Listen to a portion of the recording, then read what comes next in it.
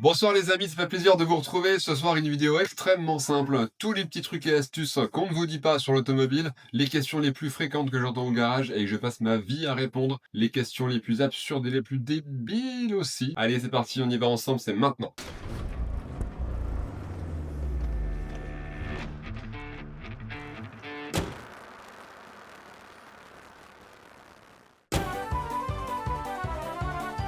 Cours à distribution, on me dit souvent vous pouvez la contrôler, la regarder? Mec, je peux regarder toute ta voiture. Ça va pas me dire si c'est foutu, hein. Ça n'existe pas, ça. Si le constructeur, il te dit ta cour à distribution, c'est tout les 10 ans ou les 200 000 bornes, tu respectes ça. Il y a même pas à discuter. Fais-le un petit peu avant si t'es pas sûr de ton coup. Tu le fais pas après, ça sert à rien de chercher la casse. Mais on peut pas contrôler une cour à distribution. Le mec qui te dit j'ai contrôlé, elle est bonne. Soit elle est neuve de la semaine dernière et dans ce cas-là, il se mouille, pas de souci. Mais celui qui te dit j'ai regardé, elle est bonne, c'est un fou.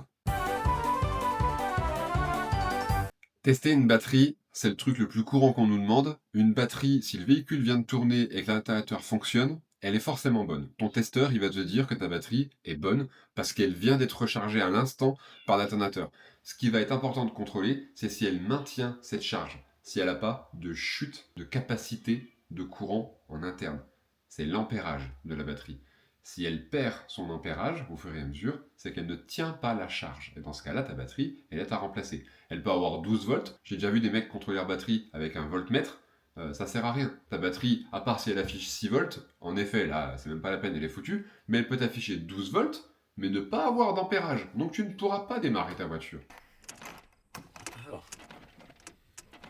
Son of a bitch. Donc, une batterie, ça se teste à froid, avant démarrage du véhicule, ou ça se teste avec un appareil de mesure qui va demander de l'intensité à la batterie, de la charge, pour voir si elle maintient et si elle peut tenir cette charge. Un gros moteur ou une voiture puissante, elle consommera pas forcément plus qu'un petit moteur qui est pas très puissant. Il y a toujours des extrêmes dans l'un ou dans l'autre. Une voiture qui a très peu de puissance, on va prendre, je sais pas, l'exemple d'une 106 1 litre 1 essence, pour que tu puisses accélérer, il va falloir que tu mettes pied au plancher, donc ça veut dire le carburant, il faut en foutre une tonnasse pour que ta merde elle avance là, donc forcément tu vas grave consommer pour atteindre la même vitesse. Une voiture qui est très puissante, sans forcément qu'elle fasse 600 chevaux, mais une voiture qui a un peu de coupe, qui a un coffre, qui a un gros moteur, pour aller à cette même vitesse, elle prendra moins de temps. Donc techniquement, elle consommera un petit peu moins. Tu comprends ce que je veux dire par là? Donc, c'est pas parce qu'un véhicule est puissant qu'il consomme forcément plus. Regarde la vidéo que j'ai fait il y a pas longtemps avec Joris sur la 530, on lui a foutu 100 chevaux à cette voiture en plus, et on a gagné quasiment 3 litres de conso en moins. Donc c'est pas la puissance qui fait la consommation, c'est sa facilité au moteur à déplacer la masse, le véhicule. C'est ça qui va te faire la consommation. Bien évidemment que plus tu as de cylindres, plus il va falloir les remplir. Mais ça, c'est encore un autre délire. Mais en tout cas, c'est pas parce que tu as un petit moteur que tu vas moins consommer. Peut-être que le constructeur va t'annoncer des consos très faibles, mais tu vas te rendre compte très rapidement que finalement tu vas consommer comme ta Clio diesel, parce que tu vas devoir taper dedans régulièrement pour pouvoir accélérer, dépasser, aller sur l'autoroute, etc., etc. À part exception, tu peux avoir un moteur assez gros, un 3 litres par exemple, en diesel ou en essence, et puis consommer raisonnablement, parce que finalement tu exploites le couple du moteur et tu n'es jamais pied dedans comme un sagouin. L'électronique, c'est de la merde. Alors ça, c'est vraiment la phrase que j'entends chaque jour. L'élec- L'électronique, les gars, c'est pas de la merde. L'électronique, aujourd'hui, j'ai presque envie de te dire que c'est ce qu'il y a de plus fiable. Mais c'est pas possible d'entendre des conneries pareilles! Il y a plein de trucs qui déconnent dans l'électronique. Un ordinateur, quand il est planté, ben, tu le restarts, tu le reboots, et puis c'est reparti. Oui, il y a des trucs qui déconnent, mais très franchement, dans notre métier, c'est rarissime. Franchement, c'est rarissime. La mécanique, elle est pas forcément fiable, parce qu'il y a de la friction, c'est du métal contre du métal. Il se passe des trucs tout le temps dans la mécanique. L'électronique, en soi, franchement, ça déconne pas tant que ça. Aujourd'hui, les pannes électroniques qu'on a, une fois sur deux, c'est des mises à jour qu'il y a à faire. On peut pas vraiment dire que ce soit une panne, hein. Donc franchement, un peu idée reçue de l'électronique. C'est vrai qu'il y a eu une génération qui était vraiment pas fiable. On va dire 2005-2010, un peu pour tous les constructeurs. Là, ça a merdouillé dans tous les sens. Quand on voit tous les systèmes embarqués, ça déconne quand même très rarement. Mais franchement, l'électronique, c'est quand même fiable. J'ai un voyant qui s'est allumé, du coup ma voiture elle a plus de turbo. C'est pas vraiment ça qui se passe. Ta voiture, elle est en mode dégradé. Le mode dégradé, c'est un petit peu le mode sans échec de Windows, si tu veux. On va volontairement couper la suralimentation de turbo pour, au cas où qu'il y ait une réelle panne, pas que ton moteur casse. En fait, c'est un mode sans échec, c'est fait exprès. On va couper la suralimentation pour que tu puisses te déplacer soit sur un parking, appeler le dépanneur ou aller jusqu'au garage le plus proche. Mais en fait, c'est pas ton turbo qui est cassé forcément. Tu as un voyant moteur, le véhicule s'est mis en dégradé pour que ça n'abîme pas plus la mécanique que ça. On a coupé la puissance volontairement, juste pour que tu puisses te déplacer, mais en soi, c'est pas forcément ton turbo qui est atteint, ça peut être plein d'autres choses, mais c'est souvent ce que j'entends le plus. On coupe ton turbo en effet, c'est pas pour autant que c'est le turbo qui a un souci, c'est le mode dégradé qui veut ça. La phrase que j'entends tout le temps. Ah, mais elle était pas en panne hier, elle roulait bien. Eh mais gars, mais oui, mais avant d'être mort, j'étais vivant, en fait. Et avant qu'il fasse froid, bah il faisait chaud. Enfin, tu vois, en fait, une panne, ça arrive comme ça. T'as déjà reçu un mail, toi, où c'est que c'était écrit « Attention, demain, tu vas avoir une panne et un voyant moteur ?» Ça prévient pas. C'est le principe de la panne, mec. Et souvent, ça continue par « Je peux rouler ou pas ?» Je sais pas ce qu'elle a, ta merguez, mon copain. J'en sais rien du tout, d'accord? Donc, t'as une panne, tu m'appelles, tu viens, on cherche, et quand je saurai ce que c'est, je pourrais te dire si tu peux rouler ou si je dois la garder ta gaze. Et ça, pareil, généralement, ça suit par « Bah, tu pourrais effacer le voyant ?» Écoute-moi, c'est pas parce que je vais effacer le voyant que ça va effacer ta panne. Tu comprends ou tu comprends pas ça? La dernière question, évidemment, c'est toujours la même. Bah, ça va me coûter combien? Je sais pas encore ce qu'est là, ta bagnole. Je sais pas. J'ai pas de boule de cristal. Je vois pas dans l'avenir. Sinon, je serais riche. On n'est pas devin. Je suis pas Merlin, mec. Après, il y a les petites questions comme ça qu'on me pose au quotidien. Mais j'ai pas de science infuse, hein, je connais pas tout, mais des fois, nous, on sait un peu la mécanique et forcément, on peut donner des petits tips. Par exemple, moi, je fais tourner ma voiture 10 minutes le matin avant de partir. Oui, c'est bien. S'il fait une température normale, monte dans ta voiture, démarre, roule tranquille, tu verras, ce sera tout aussi bien. Température de 10, 15, 20, 30 degrés, tu montes dans ta voiture, tu démarres, t'attends 5 secondes et tu peux commencer à y aller. Le principe, c'est de la faire monter doucement en température. Il vaut mieux rouler doucement que de la laisser tourner au ralenti. Crois-moi. Du coup, c'est pareil pour la coupure. Tu viens d'arriver, t'as fait un long trajet, t'attends 10 secondes, 5 secondes même, et tu coupes ton moteur. C'est surtout pour le turbo, la lubrification, etc., etc. Et c'est pour ça que on gueule un peu les mécanos par rapport au start and stop. Le start and stop, t'es sur l'autoroute, t'es au régule à 130, pendant 1h30, 2 heures, 3 heures, tu roules, ta voiture, elle est balle de température, tout va très bien, t'arrives au péage, bouh, coupe le moteur. Ah, pas bien la tête les constructeurs, là, de couper le moteur comme ça? Vous êtes tarés ou quoi? Ouais, les additifs. Alors on en vend, les gens ils en mettent de plus en plus, j'ai l'impression qu'ils mettent beaucoup d'additifs. Alors pour les AddiBlue, pas que ça cristallise, et franchement faites-le ou achetez de l'AddiBlue directement additivé, il cristallise moins a priori. Ou alors en fait AddiBlue off et comme ça on n'en parle plus. Et je pense qu'il faut se limiter à de temps en temps et des bons produits. Je peux me permettre de citer des marques parce que je m'en fous, mais utiliser du Mecacil, du Mecarun, ce sont vraiment des marques réputées, et là je parle d'additifs pour l'huile, attention, hein. D'additifs pour l'huile, Mecacil, Mecarun, excellent produit. Bardal, méfiez-vous quand même, j'aime bien la marque, y a pas de souci avec eux, hein, me commencez pas à me faire des procès les gars, mais il y a vraiment la partie, on va dire, grande surface, libre-service, pourquoi pas, et il y a des parties plus professionnelles. L'additif carburant, là, pour nettoyer les EGR, les FAP... La chasse au pipeau!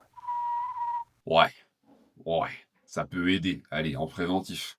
Mais t'as un voyant de FAP, c'est pas en allant chercher ta petite bonbonne Bardal à 50 € que ton voyant va se barrer. Donc j'imagine déjà le commentaire de Bruno qui a un C4 Picasso et puis qui avait une merde de FAP, il a acheté de Bardal et il va me mettre en commentaire. Si, moi, ça a marché. Donc à part pour Bruno, non, ça marche pas de fou. En fait, ton FAP, il faut qu'il monte en température très haut pour que ça brûle ce qu'il y a à l'intérieur et qu'enfin ton voyant foute le camp. Si seulement, il faut pas le passer au diagnostic pour lui dire que ton FAP, il s'est régénéré. En tout cas, voilà, les additifs, pourquoi pas de temps en temps, mettez des bonnes marques. Additifs carburant, il y en a des très bons. Moi, je travaille beaucoup avec Mecacil et l'additif carburant marche extrêmement bien. Mais comprenez bien quelque chose, quand la panne est là, la panne est là. L'additif, c'est bien en préventif. L'additif, c'est bien pour nettoyer, parce que les carburants sont pas toujours de bonne qualité, parce que ton moteur, il a 300 000 km, et que forcément, tu as envie de rincer un peu l'huile de ton moteur, tu mets un pré-vidange, tu mets un petit Mecarun, un truc comme ça, ouais, faites-le de temps en temps. Méfiez-vous, On a eu des cas chez Volkswagen, par exemple, de refroidisseurs de GR qui pétaient à cause de certains additifs dans les huiles. Donc voilà, je le dis comme ça, mais prenez bien les renseignements quand même, parce qu'on a eu des soucis avec les additifs. Et il n'y a pas si longtemps que ça, additif carburant sur une essence, un VTI ou un THP, une merde dans ce style. Et pareil, bougie blanche, blanche, blanche, blanche. Et c'était l'additif qui avait fait chier. Donc après, pour les diagnostics, c'est toujours un peu compliqué parce que le mécano, il fout les mains dedans. Si tu lui as pas dit que tu as mis un additif de je sais pas quoi dedans et que lui, il voit des bougies blanches, il va commencer à se poser des questions sur l'étanchéité des soupapes, sur machin, sur des pires trucs, alors que finalement, c'était l'additif qui convenait pas à la voiture, quoi. Voilà. Un pneu sous-gonflé ou un pneu surgonflé? Je pense que, ouais, je commence mal, il vaut mieux un pneu surgonflé. Pas trop, pas dans l'excès, on n'essaye pas non plus de me faire dire ce que j'ai pas dit. Un pneu sous-gonflé, ça va être une usure intérieure-extérieure prématurée. Ça va être une voiture qui va pas bien tenir la route. Ça va être une voiture qui va mal freiner. Ça va être une voiture qui sera dangereuse, tout simplement, sur la route. Le pneu, il n'aura pas ses propriétés qu'il est censé avoir, l'évacuation de pluie, etc., etc. Ça va déformer ton pneumatique. Et si tu le fais échauffer, tu es sur l'autoroute avec un pneu, je dis n'importe quoi, qui a 1 bar, sur l'autoroute, tu prends vraiment le risque, par contre, d'éclater. Vraiment. Parce qu'en fait, ton flanc, lui, il est extrêmement dur, c'est une carcasse avec des tresses métalliques. Si les tresses pètent sous la pression de ton véhicule, parce que c'est écrasé dessus, ou l'échauffement, là, tu risques l'éclatement. Et là, tu risques de mourir. Ah! C'est chiant de mourir quand même. Ou tuer d'autres gens. Un pneu surgonflé, c'est un petit peu mieux parce que déjà, ton véhicule sera plus stable. Il va être un peu plus rigide, ça va se ressentir, le véhicule sera un peu plus dur. Mais par contre, tu auras beaucoup moins de déformation de flanc, tu prends moins le risque d'éclater, sauf si évidemment tu as gonflé à 18 bars, me fais pas dire ce que j'ai pas dit. Donc, il vaut mieux surgonfler légèrement, déjà parce que les gens font plus leur pression tout le temps, et ça c'est vraiment dommage. Et en plus de ça, parce que, en effet, tu es un peu plus en sécurité qu'avec un pneu sous-gonflé. Justement, les petites vérifs. Il y a quelques années de ça, alors moi je l'ai pas connu parce que je suis extrêmement jeune, mais il y a quelques années de ça, quand tu passais le code de la route, tu étais censé savoir faire tes niveaux, changer une ampoule. C'était vraiment ouais, de la petite mécanique quand même à l'époque. Aujourd'hui, voilà, ok. Mais on prenait le temps de faire de temps en temps un petit coup ses pressions, un petit coup ses niveaux. Les gens venaient au garage. Moi, je m'en souviens, hein, c'était il n'y a pas si longtemps que ça. Ils venaient tous les 1 mois, 2 mois. Vous pouvez me faire un petit coup la pression et les niveaux. Ça se fait de moins en moins. Et le problème, c'est qu'aujourd'hui, comme on a des vidanges qui se font tous les 20 000, 30 000 kilomètres, ben les voitures, on les voit plus. Et les gens, ils viennent en gueulant, et puis ils te disent, ouais, elle me réclame 1 litre d'huile. Mais mec, ça fait quasiment 2 ans qu'on t'a pas vu. Ça fait quasiment 2 ans que t'as pas tiré ta jauge. Tu t'attends à quoi? Et les pressions de pneus, c'est pareil. On est censé les faire tous les mois. Qui fait sa pression tous les mois? Personne. Du coup, nous, on a tendance à surgonfler un petit peu quand vous venez. Comme ça, on se dit que ça devrait tenir un peu plus longtemps avant de vous revoir. Bah ouais. Est-ce qu'une Allemande, ça coûte plus cher qu'une voiture française? Non. À l'achat, peut-être. À l'achat, peut-être. Et encore, quand je vois le prix des bagnoles aujourd'hui, le mec qui achète des Peugeot neuves à 55 000, ça va pas bien la tête là-haut? Votre banquier, là, il vous a dit oui? Eh, oh, réfléchissez 2 secondes, hein. C'est vraiment le truc le plus courant que j'entends depuis des années, ça, hein. Oui, mais ça coûte plus cher à l'entretien, une BM. Bah non, en fait. Déjà, on va se dire un truc, tous ensemble. Déjà, comparer ce qui est comparable. Tu vas pas me comparer une 207 HDI avec une classée 63 MG, tu vois, c'est pas le même délire. Donc compare ce qui est comparable. Un 4 cylindres diesel français, un 4 cylindres diesel allemand. Là, on les compare, il n'y a pas de souci. On va prendre un truc, je sais pas, tout con. On va prendre une 508 2 litres HDI et on va prendre une série 3 2 litres diesel, un 20D, un 320D. Ok? La plupart des garages, les mecs, on tourne quasiment tous au forfait aujourd'hui. Donc une vidange sur ta 508 et une vidange sur ta série 3, à peu de choses près, tu vas payer quasiment le même prix, hein. La taille des pneus, excuse-moi, il n'y a pas de grande différence. La plupart du temps, ton véhicule, il sort en 17, 18, 19 pouces, tu as pris une option. Donc là-dessus, tu vas pas forcément gagner en achetant une française. Est-ce que ton véhicule allemand sera plus fiable que le français? Moi, j'ai envie de te dire oui. Après, c'est aléatoire, donc je vois déjà les commentaires où je vais me faire allumer la gueule. Mais désolé, mais oui, ta caisse allemande, elle est un peu plus fiable que ta caisse française. Désolé.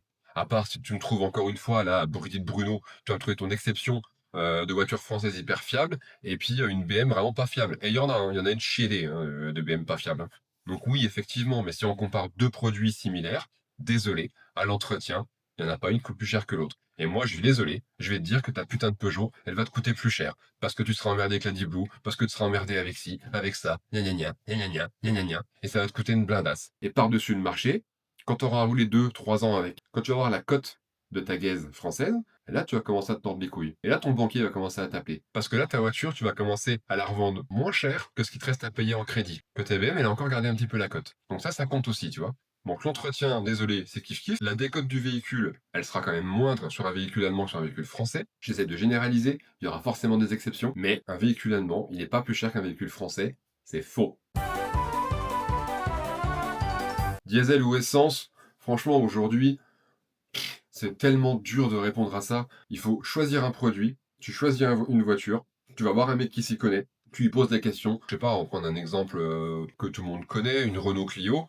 Une Renault Clio, elle va être fiable. En 1500 diesel, elle sera extrêmement fiable, il n'y a pas de souci là-dessus. Sur les essences, il va falloir commencer un petit peu à regarder quelle génération exactement. Un litre 2 TCE, un peu pourri. Un litre 3 TCE, super moteur. Il faut vraiment cibler le produit, et une fois que tu as ton produit, tu vas choisir ton moteur par rapport à sa fiabilité, par rapport à ce qu'il a connu comme panne, etc. Donc choisis déjà ton modèle, et après tu choisiras ta motorisation ou le type de carburant que tu veux utiliser. Si tu as un gros rouleur, à mon sens, le diesel reste encore rentable. Si tu as un petit rouleur, en effet, l'essence sera un peu mieux parce que tu n'auras pas ces phénomènes d'encrassement, tu n'auras pas ces phénomènes de FAP bouché, etc., etc. Mais voilà, en tout cas pour dire que ce qui était vrai il y a 20 ans l'est encore aujourd'hui. Le diesel, plutôt sur des gros trajets. Un diesel, ça a besoin de chauffer pour que ça fonctionne bien. Encore plus avec les filtres à particules, il faut que les diesels roulent. Si je roule à bas régime, je consomme moins. Non. Un moteur, il a une plage d'utilisation. Ça, c'est 1000 tours, ton ralenti. Ça, c'est 6000, ton régime maxi. Ton moteur, il a été étudié pour que tu aies une plage d'utilisation. Généralement, c'est la plage où tu as le couple maximum. Le couple, c'est la force du moteur. C'est là qui t'entraîne, d'accord? C'est dans cette plage qu'il faut rouler. Donc, ton compte tour, c'est bien beau. Ressens ton véhicule. Quand tu conduis, que tu sens que ton turbo s'enclenche, la plupart des véhicules sont turbo, quand tu sens que ton turbo s'enclenche et que tu as une plage de couple, que tu es un peu tiré comme ça, quand ton véhicule accélère, ça, c'est ta plage d'utilisation. C'est là-dedans qu'il faut rouler. Que tu sois à 2100 tours ou à 1600 tours, on s'en fout pas mal. Parce qu'à 1600 tours, si tu n'es pas en plage d'utilisation, là, tu vas consommer à toc, tu vas encrasser à toc, et en plus de ça, tu vas consommer à toc. Si ta plage, tu ressens qu'elle est à 2500 tours, roule à 2500 tours. C'est sa plage. C'est comme ça que ça a été étudié pour rouler. Et là, tu verras que tu vas baisser en conso, tu auras moins d'encrassement, tu auras moins de merde, et ton moteur, il va te dire merci. Mes amis, c'est déjà la fin de la vidéo. J'espère que ça vous a plu. Léger faux raccord pour le coup. Si vous avez envie qu'on continue ce genre de format, peut-être avec des modèles fiables, des modèles moins fiables par rapport à ce que nous on connaît, par rapport à ce que nous on voit, moi ça m'intéresse de le faire pour vous, il n'y a aucun souci là-dessus. Nouveau format qui va arriver dans quelques semaines où on va juger vos voitures à vous. Si vous avez envie de participer, de mettre vos véhicules un peu dans l'autodérision ou vraiment si vous avez un truc incroyable, eh ben n'hésitez pas à nous écrire, le mail est juste en dessous où on va faire les votes de vos véhicules avec Joris, Kevin et moi-même. Donc inscrivez-vous, ça pourrait être un moment sympa pour tout le monde. Bon bah je crois qu'on a fait le tour un petit peu des questions que tout le monde se pose et surtout que j'entends quotidiennement au garage. Si toi aussi t'as des questions à la con à me poser, t'hésites pas, il y a un espace commentaire qui est juste en dessous, pose tes questions et franchement je prendrai le temps d'y répondre. Merci d'avoir regardé cette vidéo, ça me fait plaisir de partager ça avec vous. On se retrouve dans 15 jours, prochaine vidéo. N'hésitez pas à consulter la chaîne, il y a déjà plein de contenu rien que pour vous. A bientôt les amis, bisous.